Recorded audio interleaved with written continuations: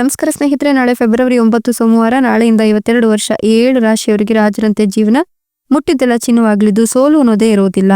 ಮಂಜುನಾಥ ಸ್ವಾಮಿಯ ಕೃಪಾಶೀರ್ವಾದ ನಿಮ್ಮ ಮೇಲೆ ಇರಲಿದ್ದು ಈ ರಾಶಿಯವರಿಗೆ ಅದ್ಭುತ ದಿನಗಳು ಆರಂಭವಾಗ್ತದೆ. ಹಾಗಾದ್ರೆ ಆ ಅದ್ಭುತ ರಾಶಿಗಳು ಯಾವುವು ನೋಡೋಣ. ಅದಕ್ಕಿಂತ ಮೊದಲು ಮಂಜುನಾಥ ಸ್ವಾಮಿಗೆ ಭಕ್ತಿಯಿಂದ ಲೈಕ್ ಕೊಟ್ಟು ಪ್ರತಿದಿನ ದಿನ ಭವಿಷ್ಯ ತಿಳಿಯಲು ನಮ್ಮ ಚಾನೆಲ್ ಅನ್ನ ಸಬ್ಸ್ಕ್ರೈಬ್ ಮಾಡಿ. ಹಾಗೆ ಬೇಗನೆ ನಮ್ಮ ವಿಡಿಯೋದ ನೋಟಿಫಿಕೇಶನ್ ಪಡೆಯಲು ಬೆಲ್ ಬಟನ್ ಕ್ಲಿಕ್ ಮಾಡಿ ಆಲ್ ಅಂತ ಕ್ಲಿಕ್ ಮಾಡ್ಕೊಳ್ಳಿ. ಇನ್ನು ನಿಮ್ಮ ಜೀವನದ ಸಕಲ ಸಮಸ್ಯೆಗಳಾದಂತಹ ಸತಿಪತಿ ಕಲಹ, ಪ್ರೀತಿಯಲ್ಲಿ ಮೋಸ, ಭೂಮಿ ವಿಚಾರ, ಕೋರ್ಟ್ ಕೇಸ್, ವ್ಯಾಪಾರ, ಹಣಕಾಸಿನ ತೊಂದರೆ, ಸಾಲಬಾಧೆ, ಸ್ತ್ರೀಯರ ಗುಪ್ತ ಸಮಸ್ಯೆ, ಹೀಗೆ ಹಲವಾರು ಸಮಸ್ಯೆಗಳಿಗೆ ಶಾಶ್ವತ ಪರಿಹಾರ ಮಾಡಿಕೊಡ್ತಾರೆ. ಡಿಸ್ಪ್ಲೇ ಮೇಲೆ ಕಾಣ್ತಕ್ಕಂಥ ಗುರುಜಿ ನಂಬರ್ಗೆ ಒಮ್ಮೆ ಕರೆ ಮಾಡಿ ನೋಡಿ. ನಾಳೆ ಫೆಬ್ರವರಿ 9 ಸೋಮವಾರದಿಂದ ಮುಂದಿನ 52 ವರ್ಷ ಈ 7 ರಾಶಿಯವರಿಗೆ ರಾಜರಂತೆ ಜೀವನ ಸಿಗಲಿದ್ದು ಮಂಜುನಾಥ ಸ್ವಾಮಿಯ ಕೃಪಾಶೀರ್ವಾದ ಇರೋದ್ರಿಂದ ಮುಟ್ಟಿದ್ದೆಲ್ಲ ಚಿನ್ನವಾಗಿ ಸೋಲು ಅನ್ನೋದೇ ಇರೋದಿಲ್ಲ ಅಂತ ಹೇಳಬಹುದು. ಈ ರಾಶಿಯವರ ಜೀವನದಲ್ಲಿ ಇದೀಗ ಮಿಶ್ರ ಫಲ ಶುರುವಾಗ್ತಾ ಇದ್ದು ಶುಭ ಫಲಗಳ ಜೊತೆಗೆ ಒಂದಷ್ಟು ಅಶುಭ ಫಲಗಳು ಕೂಡ ಆರಂಭವಾಗ್ತಿದೆ ಅಂತ ಹೇಳಬಹುದು.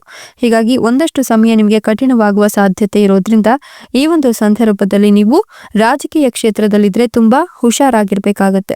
ಆಡಳಿತಾತ್ಮಕ ಕೆಲಸಗಳಲ್ಲಿ ಇರೋರಿಗೆ ಒಳ್ಳೆಯ ಸಂದರ್ಭ ಇದಾಗಿದ್ದು ದೃಢ ನಿರ್ಧಾರ ತೆಗೆದುಕೊಳ್ಳುವ ಶಕ್ತಿ ಹೆಚ್ಚಾಗ್ತಾ ಹೋಗುತ್ತೆ. ಶುಭ ಫಲಗಳನ್ನು ಪಡೆಯುವ ನೀವು ಈ ಒಂದು ಸಂದರ್ಭದಲ್ಲಿ ಸಾಕಷ್ಟು ನೆಮ್ಮದಿಯನ್ನು ಕೂಡ ಕಾಣ್ತೀರಾ ಅಂತ ಹೇಳಬಹುದು. ವೃತ್ತಿ ಜೀವನದಲ್ಲಿ ದೊಡ್ಡ ಯಶಸ್ಸು ಸಿಗಲಿದ್ದು ಹೊಸ ಉದ್ಯೋಗ ಅಥವಾ ಬಡ್ತಿ ಸಿಗುವ ಸಾಧ್ಯತೆ ಕೂಡ ಇದೆ. ನಿಮ್ಮ ಧೈರ್ಯ ಮತ್ತೆ ಆತ್ಮವಿಶ್ವಾಸ ಹೆಚ್ಚಾಗ್ತಾ ಹೋಗುತ್ತೆ. ಕೈಗೊಂಡ ಕಾರ್ಯಗಳಲ್ಲಿ ವಿಜಯ ಲಭಿಸುತ್ತೆ.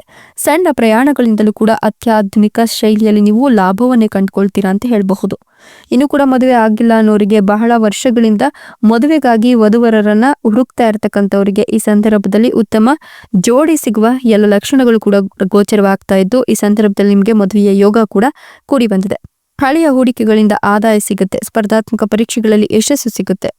ರಕ್ತದೊತ್ತಡ ಅಥವಾ ಸಣ್ಣ ಪುಟ್ಟ ಗಾಯಗಳ ಬಗ್ಗೆ ಎಚ್ಚರದಿಂದ ಇದ್ರೆ ತುಂಬಾನೇ ಒಳಿತಾಗತ್ತೆ.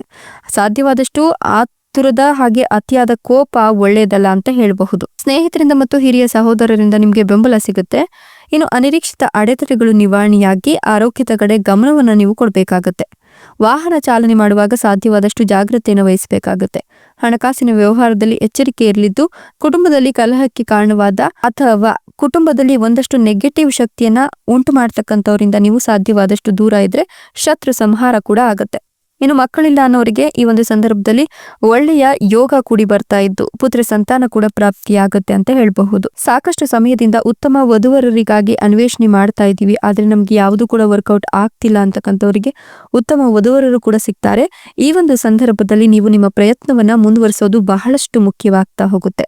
ಜೊತೆಗೆ ಇನ್ನು ಕೂಡ ಈ ಒಂದು ಸಂದರ್ಭದಲ್ಲಿ ನೀವು ಅಂದುಕೊಂಡಂತಹ ರೀತಿಯಲ್ಲಿ ಅಥವಾ ಅಂದುಕೊಂಡಂತಹ ಶೈಲಿಯಲ್ಲಿ ಬದುಕಲಿಕ್ಕೆ ಆಗ್ತಿಲ್ಲ ಅಂತಂದ್ರೆ ಮತ್ತಷ್ಟು ಕಠಿಣ ಪರಿಶ್ರಮದ ಅವಶ್ಯಕತೆ ಅಗತ್ಯವಾಗಿರುತ್ತೆ. ಇಷ್ಟೆಲ್ಲ ಅದೃಷ್ಟ ಹಾಗೂ ಲಾಭಗಳನ್ನು ಪಡ್ಕೊಳ್ತಿರ್ತಕ್ಕಂಥ ಆ ಅದೃಷ್ಟವಂತ ರಾಶಿಗಳು ಯಾವುವು ಅಂತ ಹೇಳೋದಾದ್ರೆ ಧನು ರಾಶಿ, ಮಿಥುನ ರಾಶಿ, ಮೀನ ರಾಶಿ, ವೃಷಭ ರಾಶಿ, ಕನ್ಯಾ ರಾಶಿ, ಕಟಕ ರಾಶಿ, ವೃಷಭ ರಾಶಿ. ಇವುಗಳಲ್ಲಿ ನಿಮ್ಮ ರಾಶಿ ಇದ್ದರೂ ಇಲ್ಲದಿದ್ದರೂ ಓಂ ನಮೋ ಮಂಜುನಾಥಾಯ ಅಂತ ಕಮೆಂಟ್ ಮಾಡಿ. ಧನ್ಯವಾದಗಳು.